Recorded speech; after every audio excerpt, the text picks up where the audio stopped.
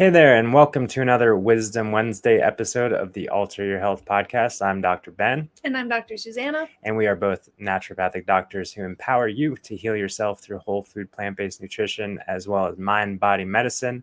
And today is another episode of this series of altering your health from head to toe. Medicinal Mondays are focused on the physiology of all the systems going through our body. This past Monday, we're talking about our vascular system. Today on Wisdom Wednesday, we are sharing our insights more from the energetic, emotional, spiritual, mind-body, quote-unquote, perspective around our vascular health. So without further ado, let's dive in. Yeah.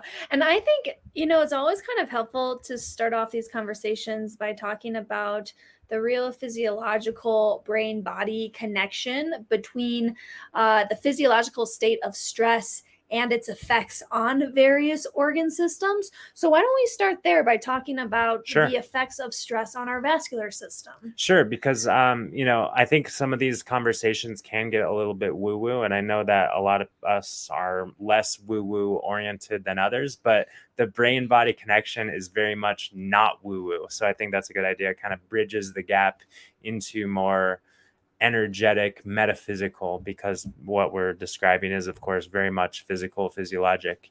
So yeah, the brain body connection, connecting of course our nervous system, our autonomic nervous system, to the health and function of our vascular system moment to moment. And this is pretty incredible. This is like the direct momentary switch that directs where our blood flow is going in our body.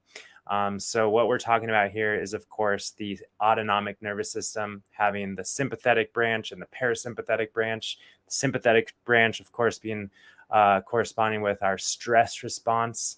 And what happens when this stress response is activated, we literally have hormones like adrenaline, or I guess they're sometimes called hormones, sometimes called neurotransmitters, depending on where they are in the body. But in any event, adrenaline, cortisol, noradrenaline, these hormones throughout the body tell different blood vessels to clamp down and close, while other blood vessels are told to open up. For example, the blood vessels that feed the digestive system, that feed the liver, that feed the pancreas and gallbladder, etc. A lot of these, the blood flow is shut down. And then that allows blood flow to open up to our muscles, to our the muscles of our legs and our extremities, so that we can literally put the blood, put the oxygen, put the nutrients to those parts of our body, so that we can literally escape potential life threat in a case of acute stress. So we could think about, so in other words, a lot of the vascular system clamps down and shuts down. A lot of the vascular system opens up. And globally, of course, we know the effects on the heart. The heart rate increases. We can feel that. We can feel the effects of acute stress. That's a very common one. You kind of feel your heart pounding in your chest. Heart rate picks up. And along with that, of course, our blood pressure generally globally picks up, and that's again to ensure that we have enough perfusion of oxygen and nutrients to our periphery so that we can survive. Right. Yes. And, that is a great description of acutely what is happening, but also chronically. If someone is experiencing some chronic, even low grade stress, those same physiological responses can be happening in the vascular system. And that prolonged elevated blood pressure, as we learned on Monday, is one of the risk factors that can lead to the progression of the stiffening and hardening of arteries, like atherosclerosis and other vascular issues. So the brain-body connection between our stress response and vascular system is especially direct. Totally. I mean, of course, like there's this whole saying that is I hear a lot, and I say a lot, and that is, where blood flows, energy goes. So like if we're shutting off the blood flow in one area and opening up the blood flow in another area, The implications, the energetic implications of that are significant, especially like you were saying. It's one thing to have an acute stress once a week or a couple times a month or something like that, but if we're experiencing the reactivation of that stress response on a regular basis, of course a lot of people have digestive issues because their blood circulation is shut down to their digestive organs. That part of their body, that system is essentially shut off. And of course, when we're eating and our digestive system is shut off, then we don't digest our food. We have malabsorption. We have chronic digestive issues. That's, of course, a tangent that we'll be covering, I'm sure, as we progress throughout the body. But in terms of just the direct physiologic brain-body connection between our thoughts, our psychology, and the function of our vascular system moment to moment, of course, impacts all aspects of our body. So that's just a good place to start for sure. Yeah. And I think as we're transitioning into the more kind of energetic discussion around the circulatory system, I think it's really interesting to consider what the purpose of the circulatory system is. I mean, it has many purposes, but one of its main roles is to carry oxygen and nutrients to all of our tissues, all of our cells in our body. And in a sense, if we think of the energetics of like the importance of spreading that life-giving nutrition to organs, it makes a lot of sense what a lot of these kind of mind-body teachers, how they relate to the circulatory system on an energetic level. Well, and as you say, like how our quote-unquote mind-body teachers relate to the circulatory system, there's a lot of writing, but it's not just them coming up with these like out of thin air. This is a lot of this. I wouldn't say it's research, but it's observed. So yeah, go ahead and take us into the energetic mind-body, if you will, connections between kind of our emotional realm and the physicality of vascular health. Great. Well, I will quote Louise Hay this week talking about the circulatory system. And she says that the circulatory system represents the ability to feel and express emotions in positive ways.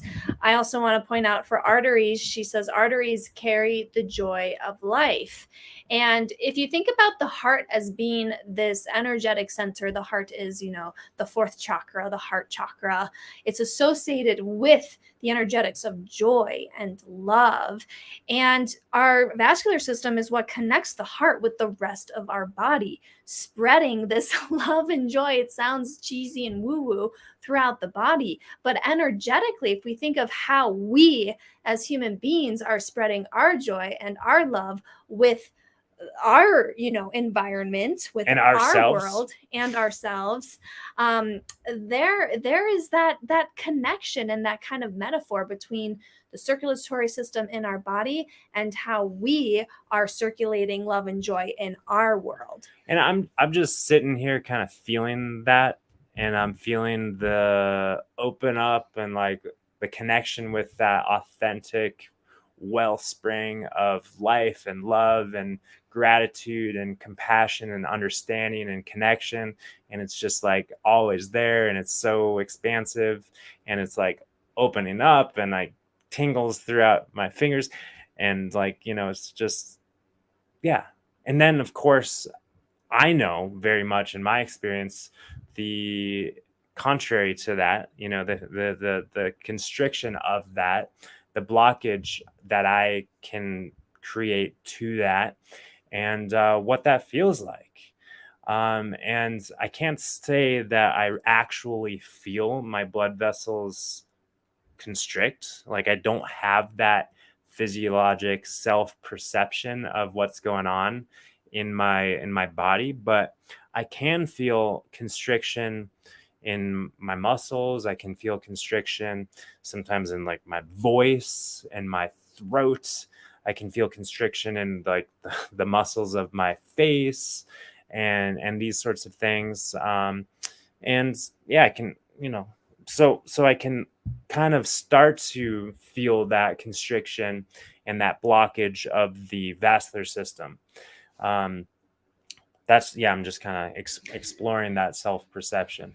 Yeah. Well, I think that this energetic exploration is especially interesting because it may sound woo-woo in one sense to say the circulatory system represents our ability to feel and express positive emotions, but actually if you literally think of stress and what stress does or what stress is, stress physiological stress is really a result of us taking our negative thoughts or our troubled thoughts seriously, right? That is essentially a disconnection from our innate joy and our innate love. Yeah, because we know that thoughts are not our true nature. Thoughts are kind of the passing stuff that our true nature, consciousness, mind, whatever true self is able to witness and experience. Right. So, when we talk about vascular issues and some energetic probable causes, including stuff like refusing to see the good in the world or disconnecting from joy or also limiting your positive self expression, I mean, I actually see a pretty direct connection between that stress response in the body, the disconnection from the joy, and how that's then going to affect our circulation, Yeah. right? And I also can't help but think about kind of the epidemic of cardiovascular disease. And of course, we can identify the physiologic causes of that. We talked all about it in Medicinal Monday: the high blood pressure, the high cholesterol, the stress, the dehydration, the lack of nutritional density, the toxicity, the chronic inflammation, et cetera, like all of these things.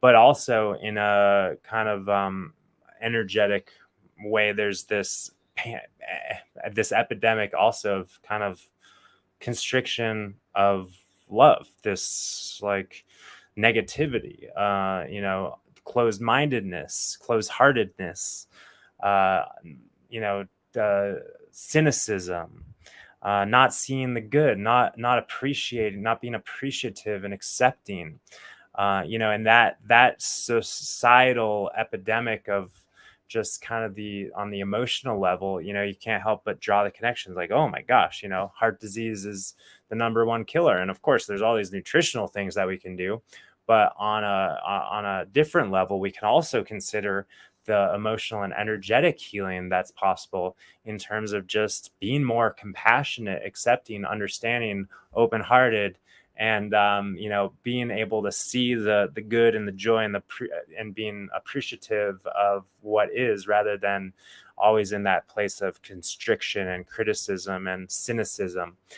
So I think that we all have that opportunity, and I like to always kind of do my best to see life as opportunity. See life as opportunity for growth and learning and healing and expanding into more of who I truly am. And I think that we could all kind of benefit from orienting ourselves in just kind of the opening up direction. Yeah. Yeah. So then maybe like the next question naturally to explore is, well, then how does one connect more with joy, with love, with all of these positive emotions and feelings? Are you asking me that? Well, I mean, I'm posing it a question. I'll answer it first, then you chime in.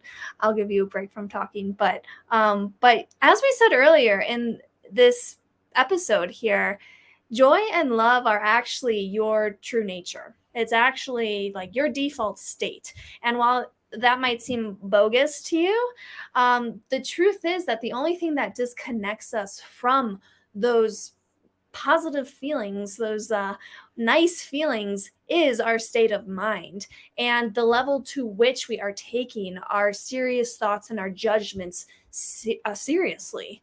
And when those thoughts clear, the only thing that's left is that feeling of peace, that feeling of connectivity, joy and love, whatever word you kind of resonate with. But we've all had that experience where we feel at peace. And yes, it's easy to attribute that peace as being a result of something that's going on externally in our world, whether it's like, oh, well, I feel peaceful when I'm hiking, or I feel peaceful when, X, Y, and Z is lined up. Or I feel peaceful when there aren't bombs being dropped on the other side of the world or something like that. It's like we see something going on and it's like, oh, we take that in and allow that to, control our sense of well-being. Right, but the truth is that the peace is actually always there. And when we are in a clear state of mind, it's that peace that bubbles forward and bubbles over, and that's what our experience is. So there's not anything that you actually have to do or go out and seek to become more joyful or peaceful, because you already are that. Yeah, it's the undoing. Mm-hmm. Yeah, just like we always draw these connections between the physical body as well. A lot of people are in that state of mind where it's like, oh my gosh, I just need to take this pill or take that supplement or find this thing that I'm missing. Like, what am I missing? Why? Like, I must be missing something from my diet. I must be missing something from my lifestyle. But more often than not, it's something that's in the way. Some sort of quote unquote toxicity. And then of course in the mental emotional sphere, it's the toxicity of the thoughts that we're taking seriously, like you were saying, that are obscuring the connection that already exists between ourselves and our true nature. Right. Yeah. I also just briefly want to mention that what keeps coming up also in this discussion of circulation is this idea of circulating that joy in the world, and how one of the kind of energetic probable causes of vascular issues could be limitations on one's self-expression. And I wanted to talk about this because this is actually something that I feel quite a bit also in our culture, is also this kind of like, it's almost like you can't talk too much about what's going on that's good in your life, right? Well, that's for sure. When you turn on the news, it's like you could probably fill up a whole day's worth of content with all the good stuff going on, but that doesn't sell. No. That doesn't buy clicks. That doesn't buy marketing dollars and stuff like that. People are kind of addicted to like complaining and drama. Well, and there might even be this kind of like societal pressure to, not talk too much about what's good in life, because, there's so many other people out there who are suffering, and you might upset them. Yeah, you're gonna make so and so feel bad and such, and then they might think that you're bragging or bloating or and of course I'm glad that you bring this up, because it's so clear the difference between bloating and authentic expression of love. Right? Bloating is of course compensatory, trying to compensate for something that's not fully there. Authentic expression is just like unfiltered truthfulness. And that's not to say that the authentic expression always has to be beautiful and good and perfect, but back to who we truly are. Like, we truly are love, we truly are compassion, we truly are gratitude, we truly are kind of that equanimity and that space from which we observe our reality. So if we think about expressing ourselves from that deeper place, then only good things can come. Only good things can come. At least that's my belief and experience and hope. Well, and the way I see it is that when that positive, that authentic positive expression gets out in the world, it then inspires individuals to connect with that in themselves as well. It rubs off. It's contagious. Yeah, and that's a good thing to spread rather than the blah. Yeah. Rather than the complaining, rather than the, I don't know, all that negativity, which we don't have to take seriously. We can see it, we can recognize it, we can ingest it, we can appreciate it, and we don't have to dwell in it and live in it and get all messy with it. Right. So there's a question that came up, I guess, 10 minutes ago or so in Sorry, the we're chat. just seeing this. What's your take on the benefits of practicing frequently humming throughout the day on our circulatory system?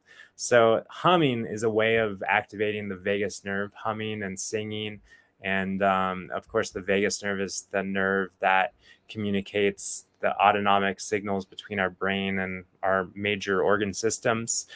So when we're activating the vagus nerve, we are sending the signal that we're in a peaceful state, and that our parasympathetic branch of the autonomic nervous system can be more active and dominant. So that's what humming can do. Same thing with just exhalations. Like I said, singing and feeling gratitude.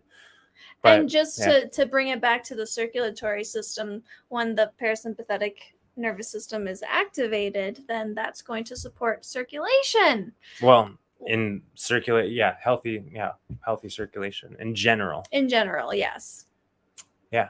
Yes. So that is a connection. Thanks for bringing that up. There's all these kind of vagal tone exercises and whatnot, but the most powerful and reliable thing is feeling grateful, feeling present, and also in terms of the physical practice, the slow exhalation.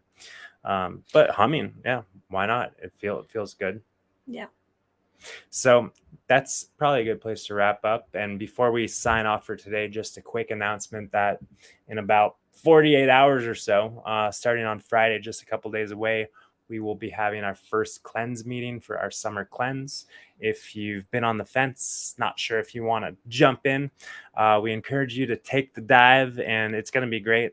It's a couple weeks of just really whole food, plant-based hyper nourishment, focusing on the simplicity of flooding your body with all the good stuff, hydration, peace, and love, and allowing your circulation to thrive. Mm-hmm. Yeah, and really good for the circulation. And really, of course, really great for your liver, and optimizing circulatory health, optimizing liver function. These are just really great ways to kind of break through to our next level. And our intention is, of course, to create some sustainable habits through this cleanse, not just this crash diet or something like that. So go on over to www.alter.health/cleanse to join us, and we'll hope to see you.